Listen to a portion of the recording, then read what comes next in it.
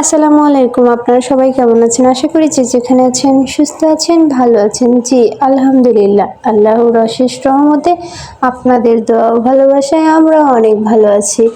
তো গাইস, প্রতিদিনের মতো চলে আসলাম আপনাদের মাঝে নতুন আরেকটি ব্লগ নিয়ে। আর আজকের এই ব্লগটি স্টার্ট করছি বিকেল থেকে। তো গাইস দেখেন কি সুন্দর তাজা গাছের করলা, অনেক ভালো লাগতেছে আমার দেখে। তো এরপরে হয়ে গেছে বিকেল বলতে এখন সন্ধ্যা হয়ে গেছে।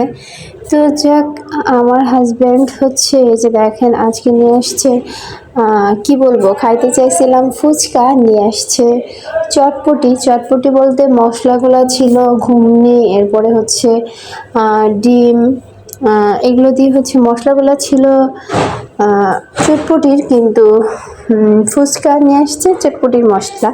তো যাই হোক, বাসায় আনার পর আমি বললাম তুমি কি নিয়ে আসছো? বললো যে নিয়ে আসছি ফুচকা, তবে মশলাগুলো হচ্ছে চটপটির। তো আমি বললাম যে যাক, যেহেতু চটপটির মশলা নিয়ে আসছো তো চটপটি বানিয়ে ফেলাই, সমস্যা নেই। তো এই যে দেখেন টক পানিগুলো একটু কম হয়ে গেছে, আর একটু বেশি টক পানি হলে আমার কাছে হয়তো ভালো লাগতো। তো যাক, কিছু করার নেই, অনেক দূর থেকে নিয়ে আসছে, আবার যাওয়ারও কোনো ব্যবস্থা নাই যে আরেকটু টক পানি নিয়ে আসবে, এরকম একটা অবস্থা। তো যাক, যেহেতু নিয়ে আসছে, এই যে দেখেন আমরা কিন্তু সবাই চটপটি খাইতেছি।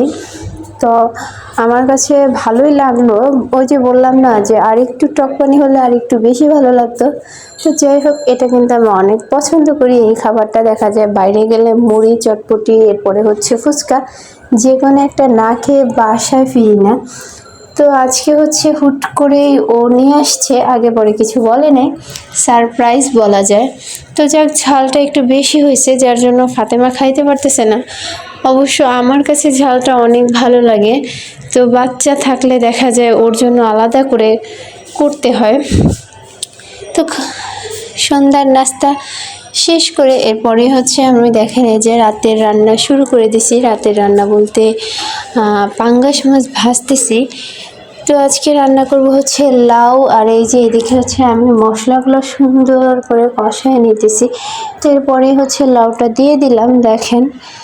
তো আমি আরও কিছু রান্না করব, তা আপনাদের সাথে পুরো ভিডিওতে শেয়ার করার চেষ্টা করব, আশা করি আপনাদের ভালো লাগবে। তো গাইস, আপনারা সবাই ধৈর্য সহকারে প্রথম থেকে শেষ পর্যন্ত আমার এই পুরো ভিডিওটি দেখবেন, আপনাদের কাছে অনুরোধ রইল। আর আমার এই ভিডিওটি যদি আপনাদের কাছে ভালো লেগে থাকে অবশ্যই লাইক কমেন্ট শেয়ার করবেন, আর আমার এই চ্যানেলটিকে সাবস্ক্রাইব করবেন। তাহলে আপনাদের মাঝে আমি নিত্য নতুন ভিডিও নিয়ে আসতে পারবো, আমার একটা ভালো লাগা কাজ করবে। আর গাইস, এটা এরকম একটা জায়গা যে একজন আরেকজনকে সাপোর্ট না করলে কেউ কখনো নিজের লক্ষ্যে পৌঁছাতে পারে না। তো সেম আমি এটা শখের বশে এই চ্যানেলটি খুলেছি, আমার অনেক ভালো লাগে আপনাদেরকে নিত্য নতুন ভিডিও দিতে।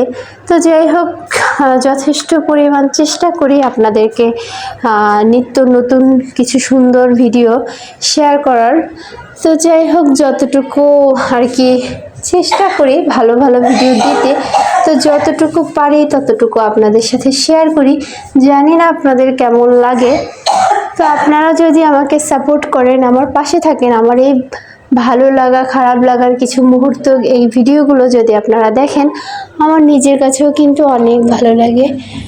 তো এই যে এদিকে হচ্ছে আমার তরকারিগুলো হচ্ছে কষানো হয়ে গেছে, এরপরে হচ্ছে আমি ঝোল দিয়ে দিছি কথা বলতে বলতে। তো যাই হোক, এই যে এখানে হচ্ছে মাছগুলো কিন্তু আমার অলরেডি ভাজা হয়ে গেছে। তো এই মাছগুলো কিছুক্ষণ পরে হচ্ছে আমি দিয়ে দিব।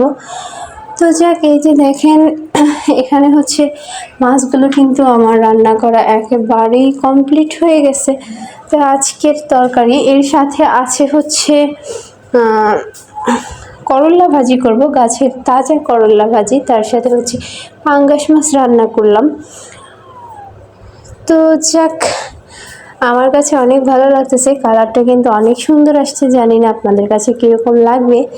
তো এরপরে এই যে দেখেন পেঁয়াজ রসুন মরিচ এগুলো হচ্ছে আমি সুন্দর করে ভাজে নিতেছি। মরিচ বলতে এখানে হচ্ছে শুকনো মরিচ দিছি, কাঁচা মরিচটা হচ্ছে করলার ভিতরেই রাখছি। তো যাক, সুন্দর করে ভাজে নিতেছি, এগুলো একটু লালচে লালচে হয়ে আসলে তারপরেই হচ্ছে আমি করলাগুলো দিয়ে দিব। করলা ভাজি জানি না আমার মতো আপনাদের কার কার অনেক বেশি পছন্দ, তা অবশ্যই কমেন্টে জানাবেন। আমার কিন্তু করলা ভাজি খেতে অনেক ভালো লাগে, বলার মতো না। যদিও তিতা এই জিনিসটা, তাও কিন্তু আমার কাছে অনেক ভালো লাগে। আর আমার ছোট্ট মামুনি ফাতেমা ও করলা ভাজি খায়, পছন্দ করে। তো দেখা যায় ও কি বলে, একবার হচ্ছে কি আমাদের দেশের বাড়িতে মানে আমার বাবার বাড়িতে গেছি। তো আমার বাবা জিজ্ঞেস করতেছে যে কি খাইবা, কি নিয়ে আসবো। বাজারে যাইবো, তো বাজারে যাওয়ার আগে হচ্ছে জিজ্ঞেস করতেছিল। তো ফাতেমা তো খুব ভালো করে বলতে পারে না, তো তারপরেও ও বলতেছিল যে নানা ভাই করলা নিয়ে এসো। তো যাক, ও কিন্তু অনেকটাই পছন্দ করে, মানে ভালোভাবে বলতে না পারলে কি এখন আর কি ক্লিয়ার বলতে পারে, তখন হচ্ছে ছোট ছিল। তো যাক, আমার মেয়েও কিন্তু মাশাল্লাহ করলা ভাজি খেতে অনেকেই পছন্দ করে, ঠিক আমার মতো। তো যাক, এই যে এখন হচ্ছে আমি করলাগুলো দিয়ে দিছি।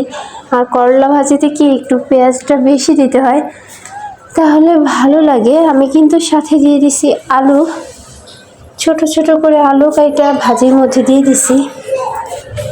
তো যাক, আমার কিন্তু মানে কি বলবো, আজকের করলাটা হচ্ছে একটু মানে পাইকে গেছে। তাজা করলা ছিল অবশ্য, যেটা সত্য কথা। দুইটা গাছের তাজা করলা ছিল, ওইটা হচ্ছে আপু গাছের, আর ওই গাছগুলো হচ্ছে আমি লাগাইছিলাম।